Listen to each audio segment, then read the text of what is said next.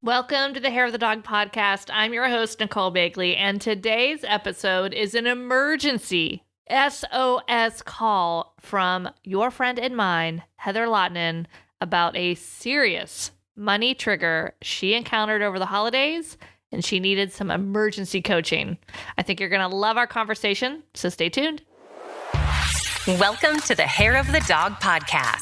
If you're a pet photographer ready to make more money and start living a life by your design, you've come to the right place.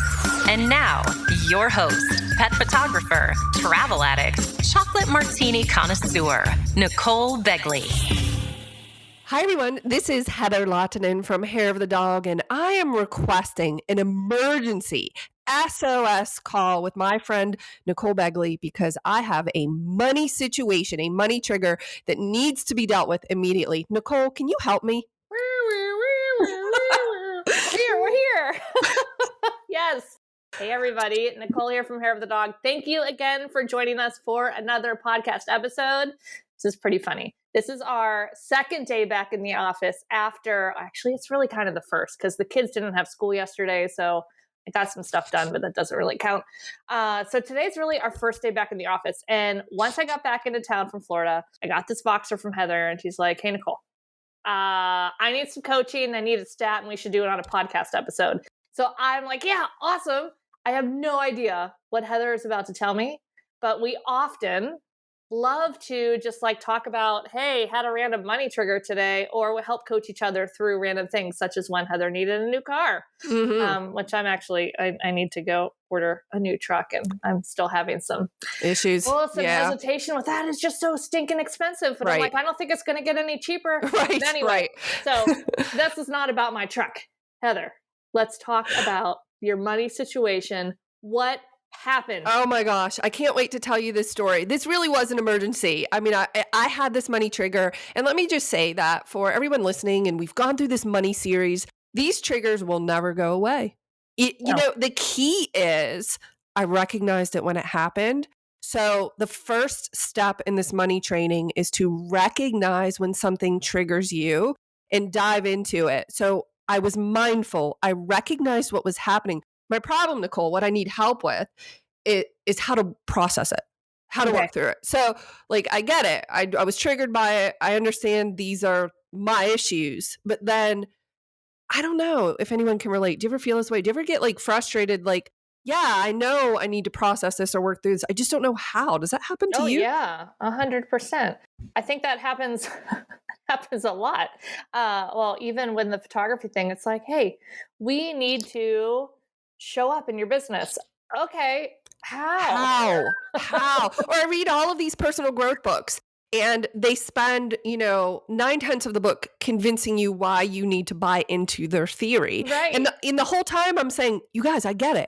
I'm in. Tell me how. Where is the how? I'm just a very tactical person, and I like to jump right into solution mode. And so the problem is that it's very difficult to coach oneself. Well, yeah. And I think the other problem is that when we're talking about these things that are a little bit more esoteric, I guess, that there isn't a straight, okay, you log into this website and you put in your information and out comes your plan. Like it's like that be do have, you hear it and you know what you should be doing, but it's still hard. And you're like, well, how exactly? And I think it just comes with recognizing things, asking yourself different questions, and just trying to live from this place. For any of you guys that missed actually it was the last episode last week, which is actually today, because the recording it, January 4th episode that you and I talk about planning, the biggest hack that came out of that for me, which has been life-changing so far. I mean, granted, I was on vacation and I had more time and it was warm out and flat out. So I did a lot of walking and biking and I was exercising every day. I was asking myself, if I was someone that took care of myself or ate healthier, who would I be? I still enjoyed some cookies and I still enjoyed some chocolate cake. I'm not going to lie. And I still enjoyed a regular martini with my mom. But I was making much better decisions. And that little trick, because for the longest time, for years, years I've been hearing, you just have to be that person. You just have to, you just be that person. You just do.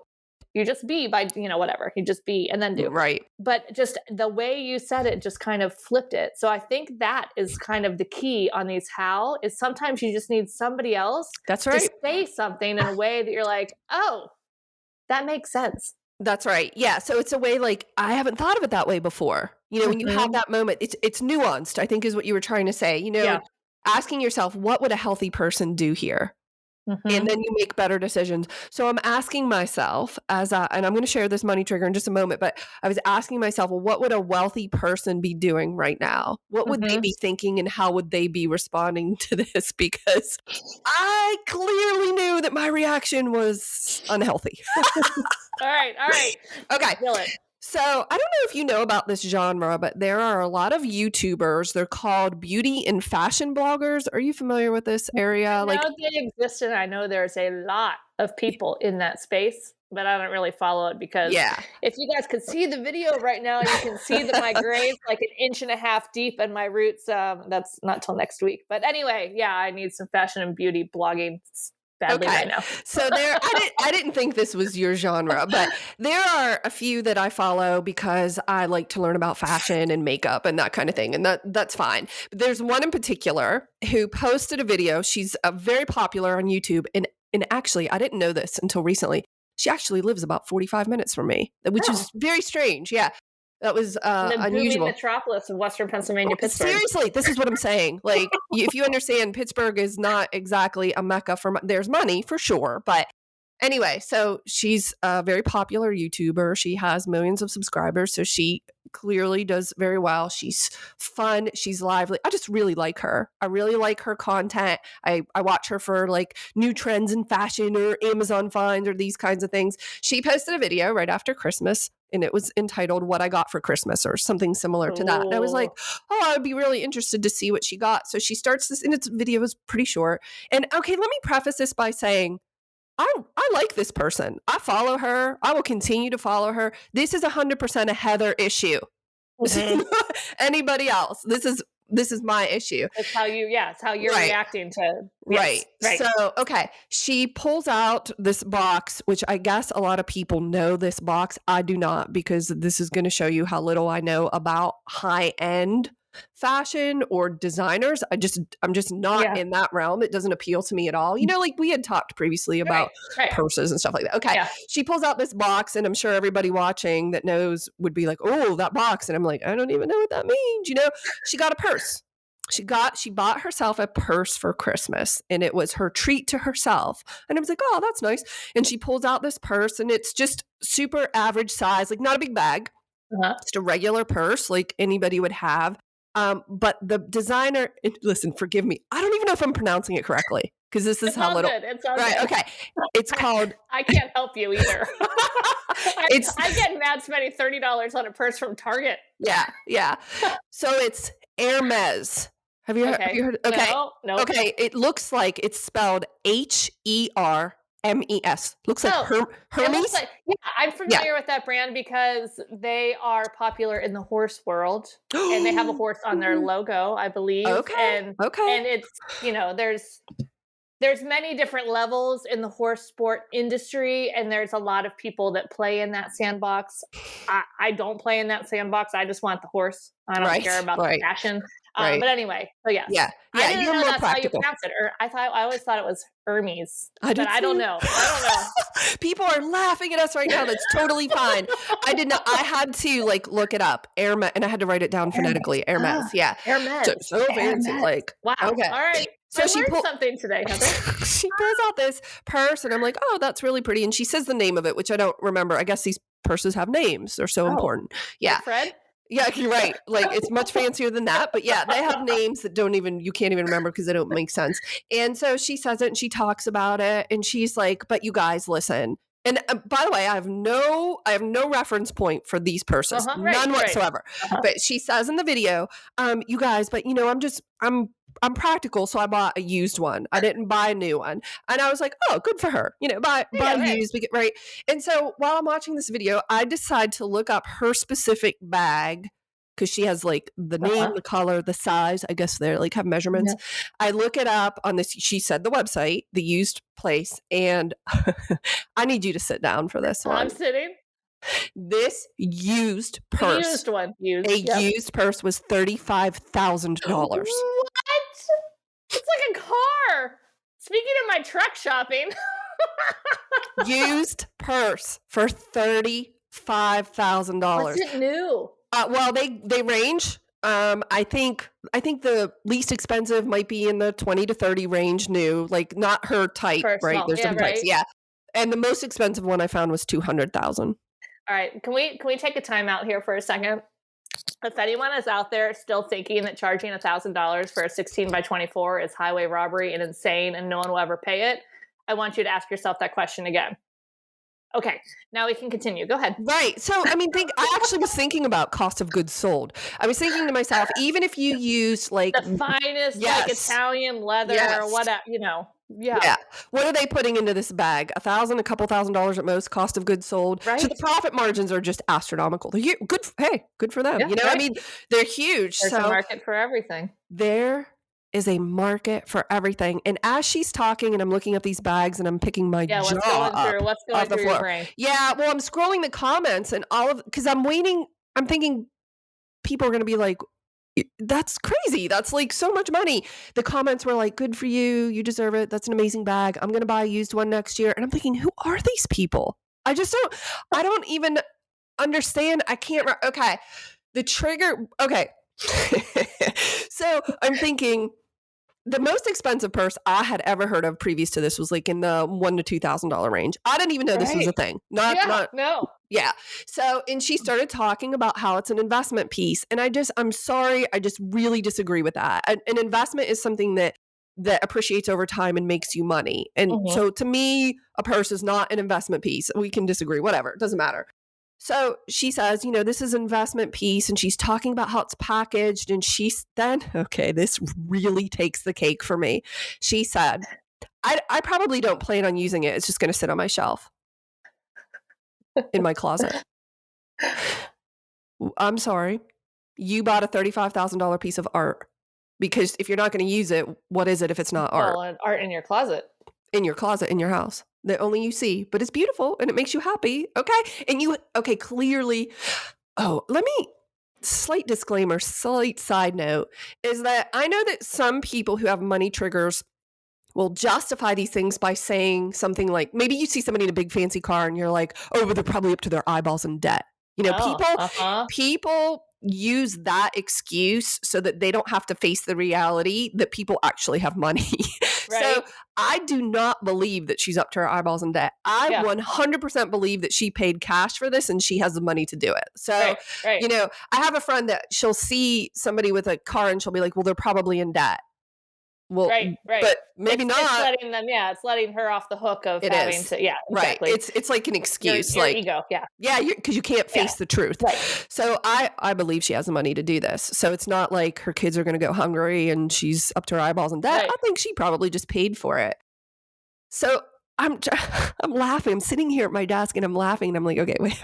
What are you making this mean in your head? Like, what are you saying about her or it or just the whole situation? Okay. If you're like, all right, this is unhealthy. Yeah. If I'm being honest, and I understand that this is my issue, not hers, and this does not paint me in a good light, but I'm thinking that's stupid. Yeah. I'm thinking that is. You're judging the purchase. 100%. Yeah. It's excessive. Which is similar. We had this conversation a couple episodes ago about, who was it, the person with the big house you were watching on something. It was they brought in a rock. It's unnecessary. It's unnecessary and it's excessive. And aren't there more important things? I'm total judgment. 100% judgment, because it triggered me and I don't understand it and I don't like it. So I started asking myself, well, is that true? Right. Or are you just on some level jealous of something you don't have the ability to do? Whether or not I would buy a purse is not the point. Like, because if I had just to drop $35,000 on something that makes you feel good that you can enjoy.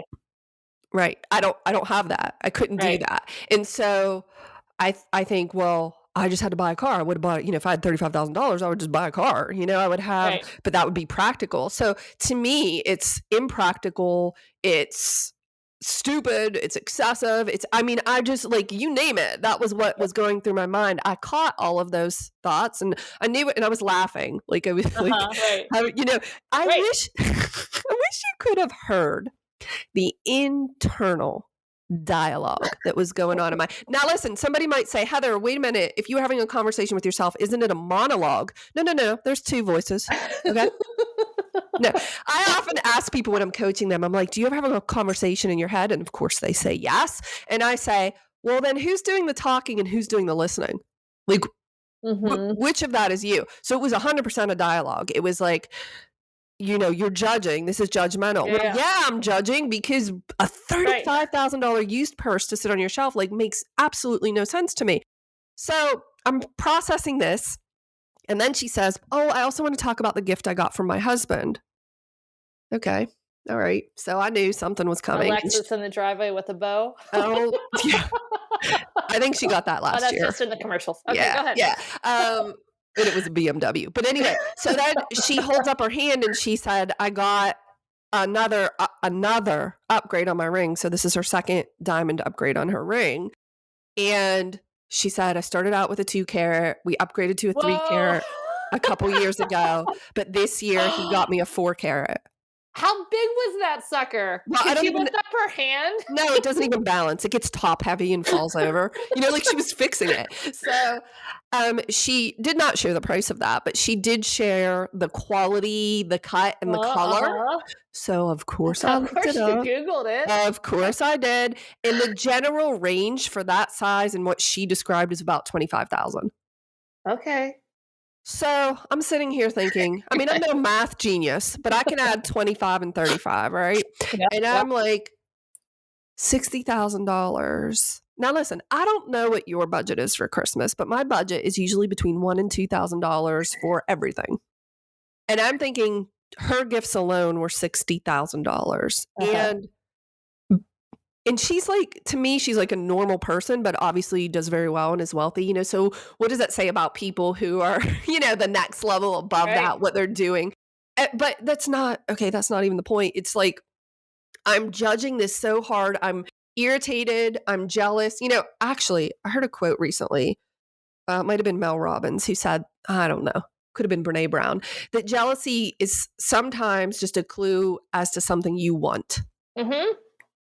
So, and it doesn't have to be in a negative sense. It's just triggering something you don't have. It's an emotional guidance system, really. Yes. It's I'm jealous about this. Okay. It's when you stay in that space that it becomes destructive. But having those thoughts, we're human. Yeah. Of course you're going to have that occasionally. It's if you choose to stay there or if you choose to say, oh, what does this mean? Or what can I take from this? And I'm thinking what it means is that I wish I had more money to just do whatever I wanted with. Just, if I wanted something, it's not the diamond or the Hermès bag. Hermès. Okay. It's not the Hermès bag or the diamond that I want. I want the cash. I want money in my bank so that I could. Well, that was my question for you. Say you had, win the lottery, whatever, you have $60,000 today, boom, in your lap. Mm-hmm. Everything else is taken care of. Mm-hmm. Your mortgage is paid, your car, you don't need to use that money for anything. What would you do with it? Oh, wow. I'm hesitating because I don't know. And I know that that's dangerous ground because if you don't know and you can't dream, you'll never have it. You have to be able to imagine it, because when you first said it, I was like, well, I'd buy a car, or I'd buy Craig a car, or my parents a car. And you're like, nope, you have a car. The house is there's nothing that there's no debt. You just have $60K. What would you do? And current Heather would probably just, put it in an investment, leave it in the bank and stare at it. Yeah, which is kind of what she's done. She's just staring on it in her closet. Yeah, she said, I might sell it in the future. She's like, because they hold their value. I guess they're like Hondas or something. I don't know, but I think it comes down to a slight bit of a value conflict because you definitely are someone that wants to save. There's no right or wrong, but you feel more secure with X number of dollars in the bank, or paying down the mortgage, or having this rainy day fund, where she may or may not. She might have it, she might not, but this is, it's just a different Right. place people want to spend their money. It's definitely a value conflict. You're 100% right about where would I spend that money? How would I spend that money? What is deemed, quote, appropriate? What's Right. excessive? What's not? But everybody has a different measure. And I recognize all of this. And I'm just wondering, like, how do I process this? Okay, I caught it. Good for me, right? How do I process this in a healthy way so that, because here's my concern, is I know that having those thoughts is blocking me from money. 100%. Yes. Mhm. Before we go there, though, when you were saying like it's excessive, it's frivolous, I would venture to say the people that worked on that bag that are employed by that company do not think that purchase is frivolous or excessive. Right. Right. Because that feeds their family. Right. Yeah, absolutely. Different perspective. Different perspective. Yeah. I guess we don't like things that we don't understand. Yeah. No, that, and I think it's because your value of saving is so ingrained. When you see something that, in your opinion, is opposite of that, human nature is to judge that as wrong, or my way is better, or my way's better for me. But it's still a judgment attached to it.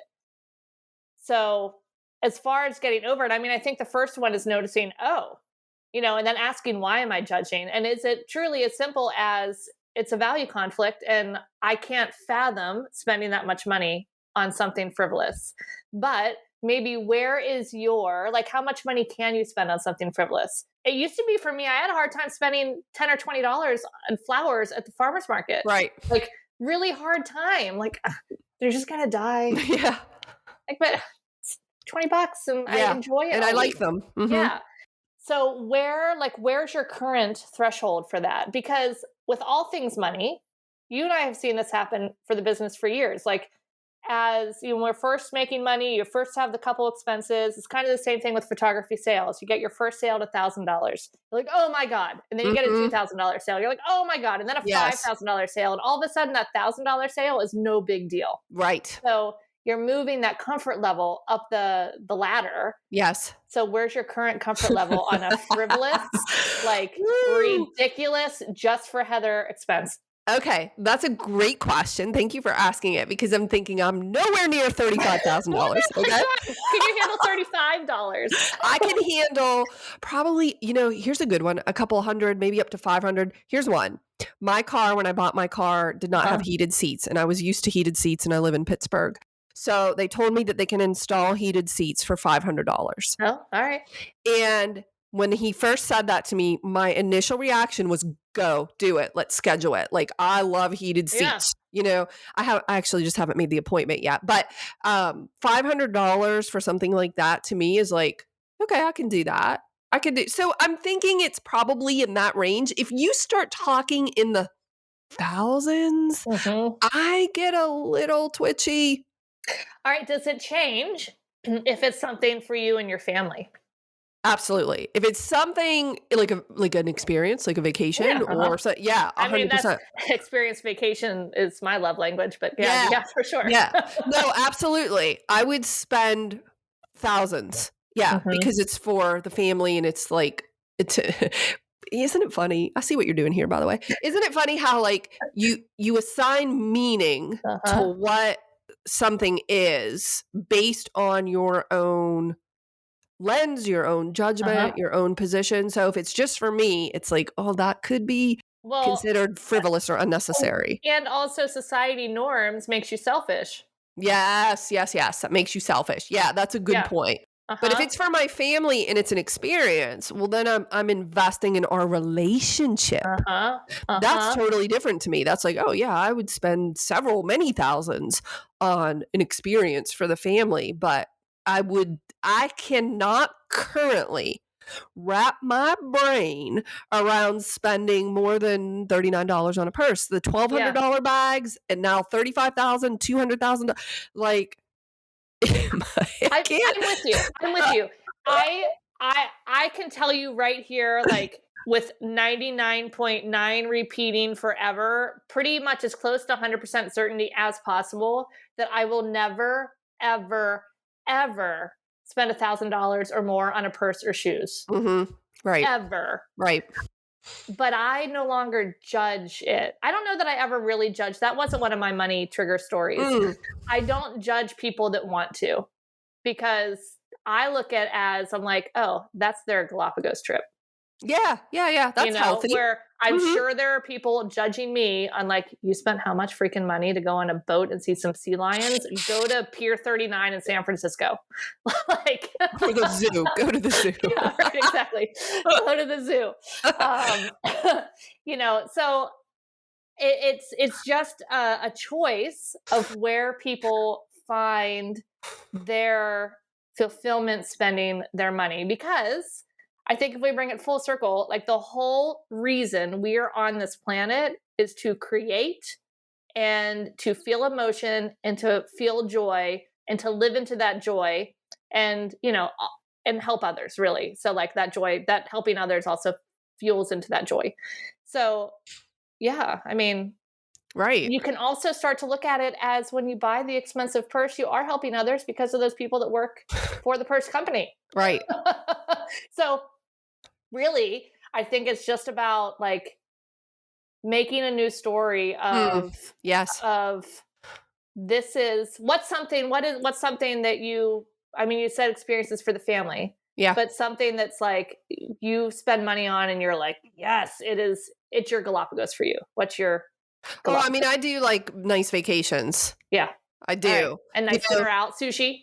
I do love me some good sushi. Yeah. That is true. I will drop some money at a nice sushi restaurant to eat something that'll be, digested in a day. But yes. Does it feel like, can you latch on to that purse is her sushi or that purse is her vacation? I can. It's her business class. Right. Yeah. Right. I can see that logically. And I am getting there. I think this is a journey. I think it's, like we've had these conversations about money, and I was getting to the point where I was non-judgmental about people investing in $1,200 bags. Like, right. And that was a stretch for me. That took a long time to get there, but this just took the cake. I mean, 35,000 was so far beyond what I can comprehend. And it's not something I don't think that can be like magically fixed in a half-hour conversation. But I do want to point out how far you have come in your money journey over the past couple of years, because you just said like $10,000 or something on a purse. Yes, I remember when just 3 years ago, spending $10,000 on a continuing education group coaching program made you. All kinds of squirrely reaction. Yeah, I will never forget. I think now we're going on about 4 years. You came to me and you said, "Hey, there's this group coaching program. It's about $13,000 a year, so it's about $1,100 a month, and I'm joining it." This was you because you're ahead of the curve, and I was like, "You're insane." Because you and I are fun that way. I would tell you straight to your face, like, "That's the craziest thing I ever heard." I like, "That's great." And you're like, "Yeah, I'm going for it." But of course, I support you. Of course, Right. So you did it for a year, and we're working together, and I saw what was happening. And then we went to an in-person thing together, and we talked about it, and I was like, I'm going to do it. That was huge for me. I mean, that was a tremendous leap. A lot of growth happened in that year now I will never be without a business coach or mentor or group of some kind. I will never be without a therapist, a team. Like you just need that type of support to grow, because the goal is to grow and learn more and live into your purpose and your joy. So Yeah, I have come a long way. And it's so funny how I think I'm doing really well, right? I'm proud of my progress. And then I get hit with that YouTube Well, video. And I think, $60,000 on a diamond and a purse can throw anyone for a loop. Again, no judgment. It's right, her Galapagos. That's what she right. wants to do. She has the money to do it. God bless her. That's awesome. Yes. And I think a lot of people can take this, the take home thing is really look at what is going on in your head. What are you saying to yourself under your breath when you see this out in the real world? Yes. When you see the people doing really well, and is it different when it's Jeff Bezos versus like a local business person? That's a good point. Yeah. Is it different for a YouTuber that you like versus like someone you don't? I don't know, a developer that just developed all this Yes. land behind your house? Yes. Because it's kind of all the same. It is. That's so interesting because now that you say that, I'm thinking I watched this YouTuber because I really like her, and this was good. This was good. This was good that it happened to me via someone that I like because it's much easier to brush it off when it's someone you don't like. Exactly, because you just say, I don't like that person. Exactly. Yes. So I instantly, because I really like her, instantly I knew this was a Heather problem. I was like, Right. because I just still watch her stuff, but it triggered me, and I was like, I watched the whole video, and then I walked away, and I was like pacing like a caged lion, and I'm like, what's going on? What's the story? What are you telling yourself? What are you making it mean about you? And it's funny if you really follow the rabbit trail. It's like, well, I wish I had $60,000 to do whatever I wanted with. They're just sitting in the bank. But wait, it gets better, Nicole. But and this is happening at the sub level. I wasn't consciously thinking this. Right. I just explored it later. Okay, but I don't. What does that mean about me? I don't have. She's much younger than me, so like as if age matters, right? Okay, which it doesn't. So why do I not have 60,000? Because I'm slow. I'm a loser. I'm dumb. I haven't figured it out. Why does everybody else have it, not me? I'm the idiot. Like you get into a shame spiral is what that is, because you start telling yourself a story about what it means. The issue is that most people, first of all, catch the trigger, but then second, really dig deep to explore what the story is or the belief that you're telling yourself about what it means about you. So it was first like, oh, I'm triggered by this. This is excessive. I don't like that. Value conflict. Check. Like alert. And then I entered the shame spiral of like, but I don't have $60,000 laying around. Why? Why not? I'm a loser. I should have all that money, and I don't. So what's that mean about me? I'm behind. And then it becomes comparative. It just enters into really dangerous, unhealthy territory. And the problem is most people are completely unaware that it's happening.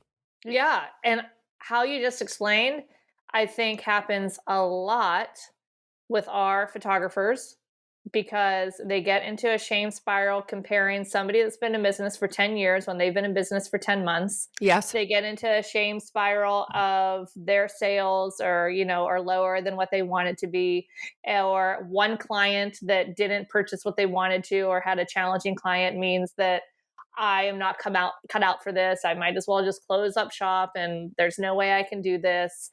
You get all of these stories, and that's on top of having to work through your own money BS, because if you're running a boutique business, it's kind of excessive, like the $35,000 purse. Yeah, like it is. dropping Right. $3,000 to $4,000 on a photo of your dog. A lot of people would label that as excessive. Yeah, that's true. You're right. But it's for your clients. And, and I got this message the other day, I posted in our Elevate group, from a client that I had 5 years ago, that their dog passed away, and just like, it was about a year ago. And she's like, it's just taken me this long to kind of get over and like to start to look at that photo again. But now that I am, it means the world to me. I'm like, this is why we do this. Right. And it's a long game too. The other lesson from that client is I had met them when I first started my business at like an event in Heartwood Acres. So like some little whatever community event. And then 5 years later, they had their session. And now 5 years after that, they're coming back to me saying how much they just like value everything about it. Right. So you guys, this is a long game. Right. You're on a journey as well. I mean, you've progressed through that time as well. Mhm. So I think that's important to note, because something you said a little while ago is like, it doesn't happen immediately. You're not all of a sudden going to catch these money triggers and then solve them. And that's probably one of my biggest issues is I go into, how do I fix this? Right now. Right this second, Nicole, emergency. I don't want to feel this way. I don't want to have these triggers. And I'm not there yet, but I'm thinking like, okay, next time when something hits me, I think the process I started to go through was healthy. And then the next part of that is, what am I making it mean about me? And here's another, oh my gosh, this goes so deep. Because when I have triggered feelings that I don't like, I start to judge myself about what a loser I am because I had those feelings to begin with. Because you had a negative feeling? Yes. And trust me. It's supposed to be positive all the time. You're human, Heather. Yeah, my therapist told me that yesterday, and I said, false. I'd rather be a robot. So she has said to me multiple times that you go into this immediate problem-solving mode, and then you also, to compound the issue, why not multiply it by then judging yourself? Because there were I caught this. I didn't do it this time, but there were times when I would have watched a video like that, had those feelings, and then instead of saying, oh, okay, let's work through something, you were triggered, blah, blah, blah, I would have said, why am I such a jerk? Like, why can't I just be happy that somebody could purchase? Oh, what's wrong with me? I'm such a jerk, And then that was a whole nother shame spiral. All of this from watching a YouTube video. But here's the thing, you guys, this is happening to you on a daily basis with things that trigger you. And it's going way deeper than you imagine. You just have to start becoming mindful. Not even noticing it. Nope. I was reading a book recently. Gosh, this is the problem with the Kindle. I have no idea what the book was. Right, because you can't even picture it. Cover. Yes. But anyway, it was about kind of this mindset, and it'll come to me. I'll let you guys know. But it was basically saying that our emotions are truly like the best guiding thing that we can look at. So if you are doing something and you are not feeling good about it, that's telling us, that's a clue to look deeper and say, okay, why am I feeling these kind of more icky, like either judgment or jealousy or shame or like talking down to myself, and the negative self-talk, it's so pervasive and quiet that you don't even know it's there. It's not like you're standing in front of the mirror saying, oh, look at that gut, it's disgusting. But loser. You're saying that in your head quietly whenever you're getting in the shower, or whenever you're putting your price list together, and you're just like, that little voice back there is like, who are you clown? No one is going to pay that, you idiot. Like, you're not saying that to yourself, but you are. You are. And if you are feeling like just kind of resistance to doing something like that, that means there is a voice in there. So better get quiet and ask what it is, and then try to figure out like, all right, where's that coming from? Is it trying to keep me safe because it doesn't want me to get rejected? Which is often where our friends and family that are like, you're crazy, you can't charge that much. They're just trying to protect us, right? Because they don't know what's possible. So yeah, watch those emotions. And for anyone who's thinking, oh no, I have a pretty good handle on that, I don't have negative self-talk, please learn from me. About 3 years ago, I had a friend ask me that question. And I know this because it's on record. It's a recorded video, and I watched it the other day. And she said to me directly, how do you feel about your self-talk? And I was like, oh, I'm great. I really don't have a problem with that. I speak to myself like I'm aware, I handle it. And I watched that now. So 3 years, it might have even been 4 years ago. And I laughed out loud, and I'm like, Heather, so naive. That self-talk, exactly what you just described. I was not standing in front of the mirror telling myself I was an idiot. Right. It was so quiet. It was so beneath the surface. I didn't consciously hear it. Right. But it was, my therapist has helped me to see this a little more clearly, that I am incredibly, ridiculously hard on myself, always calling myself like stupid or idiot, or like, how could you not know that, or why are you not there, or you should be this, constantly. And I didn't even know it. So it's something that everybody needs to check. because do you do that? Are you like, what's your status? Don't say you don't because oh no, 100% I do. And I was just going to say, like, I'm starting to catch it more, not so much with like, because it takes a lot for me to feel like bad. I'm not saying I don't feel bad or I get in these funks. I do, I'm human. But for me, that quiet voice, that quiet negative self-talk manifests in resistance. It kind of manifests in, gosh, I've really got to like put this copy together for this page, or like redo this price list, or do something. And it's just like, it feels heavy and it feels hard. And that's usually because somewhere in that super dark corner of my subconscious is saying like, yeah, because you suck at this. Yeah, you can't do it. Right. Yeah, loser. Somebody else should be doing it. Right. Why do you, who do you think you are to be writing that kind of copy? Yeah, it does manifest in resistance, and also for me sometimes in action. So I just, there are things I won't do. And I don't recognize that it's all this internal. But I said to Craig recently, I'm like, I'm in a prison of my own making. Like, I built it, and it's true. I think to some degree we all are. Like, but trying to catch these things, you don't know what you don't know. You're just not aware of it. And it is a continued process. Forever and ever. Done. Yeah, right. But it does get easier. Yeah, and you start to, the first step, I said this at the beginning of the episode, first step is catch that you're being triggered and recognize that it's not because of the other person. Yeah. Like, they didn't do anything to you, right? Even if they did, you feel that they did. They didn't. This is your reaction. This is a me problem. This is my reaction to that. What's going on with me? And don't judge yourself for feeling it, because you are human. Like, it's totally human to feel that. But explore it in a way that's healthy so that you can process it and maybe just do a little bit better next time. My therapist says, because I go into solution mode, I want the next time to go like perfectly, smoothly, completely finished. And she said it's more like a dial. Like, could you just dial it in? Like, could you, if you were at a level 10 last time, could you bring that down to a level 8? So it's not going from like 10 to 0. Because that's just I love the dial analogy. That works for so many things. Could you dial it down or dial it up, depending on, what you're trying to achieve? In my case, I'm trying to dial it down. She said, if you think that you're going to go from 10 to 0, you are setting yourself up for disappointment, because that is an expectation that cannot be met. Right. So instead, could you say, okay, I had a reaction like level 10 this time. Maybe it's just a 9 next time instead of a 10. And not beating yourself up for not fixing it, but saying, okay, I'm getting a little bit better. Just a little bit better every day. Yeah. This actually reminds me, my book that I'm reading is Ask and It Is Given by Esther and Jerry Hicks. Okay. And it is talking about that dial. And how, we have these emotions that basically kind of tell us where we are on this vibration scale.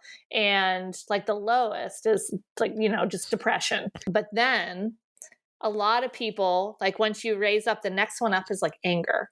So for them to like, they're not going to get to 10 overnight. Right. So it's like, all right, can we move it to anger? But then when they move it to anger, their friends and family are like, dude, why are you so angry? So like pushes them back down to depression, which I thought was fascinating. And one of the reasons it's so hard for people, if they're at that place, to get out of it, because the depression's all internal. It's just like externally, people don't realize how much is going on internally, but then to move it up, some of that emotion starts to go a little bit more external. People are like, whoa, dude, what? Yes.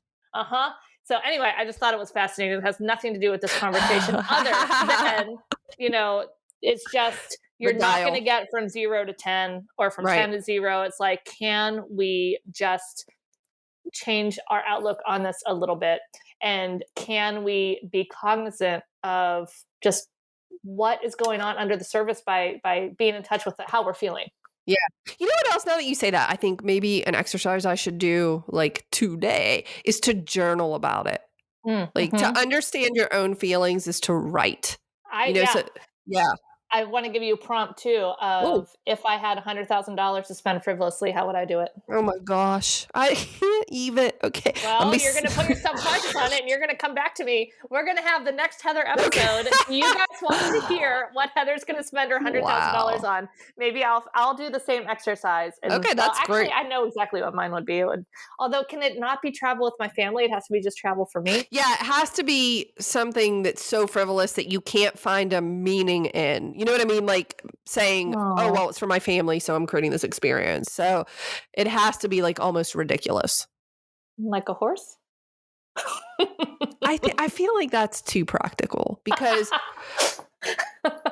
Okay. let's say you have all the horses. How Well, many no, that horses means would you? I'd have to give up Morocco, and I'm not giving him up. And Right. Well, so. no. Let's say you could have as many horses as you wanted because you Then had I all the have money. time. Then I get practical, and I have to like ride all these horses, take care of them. How many would you have if you I'm could? happy with one. Yeah. We're Okay. going to be a 2-horse family, though. Lauren's going to get her own, and then we're good. We got backup. Backup. A backup horse. One's like a little off Right. on the injured reserve. We're like, Yeah. oh, we can both ride this one. Okay. But yeah. Okay. So know. no, I don't think it can be yeah, horse. So, all right, I need to come up with this. Yeah. I think we should challenge our listeners as well. If you had, This is hard. Yeah, I'm like, I'd buy an investment house. That's not frivolous. It's an investment. that's too I'd practical. Yeah. Too practical. Now, obviously, we're making judgments and, some Right. scale about what's practical and not. But it can't be, let's say, your house is paid for, you have vacation homes, you have your cars, you have your horses, like you have everything. And you have truly this is Extra money. It is just extra money that you are not allowed to put in your retirement, pay for Yes. your house, like all that stuff is done. Yes. And you can't gift it. Right. Like it has to be for you. Ooh. All right, I'm gonna have to think about this. We're gonna have to record a little quick bonus. We'll put it on like a Thursday bonus episode of like what we would do with our $100,000. I can promise you, I'm not buying one of these Hermès bags. Not even new. Not even one of them. No. Oh man. Oh, see, okay. Well, hold on. Okay. This starts to come up for me because I'm like, well, I would like travel the world, but then it leads into guilt of I can't do that. I have a family. I have responsibilities. Well, that's another issue, isn't it? It sure is. These issues are related and interconnected for sure. All right. We're gonna have to do this in a future episode, and we're gonna have to talk through it because there's gonna be all sorts of peeling back with some more layers there. Oh my gosh! Listen, I want to thank you so much for taking this emergency SOS call because I really didn't have anyone to turn to talk about this. Like, and here's what I mean: and be careful. Be careful, because when I go to my friends and family and I share this story, all they do is affirm me and agree with me. Right. That doesn't help. Right. That does not help. You're like, that's right. That's frivolous. Right. Yeah, you're right. And then we just feed on each other.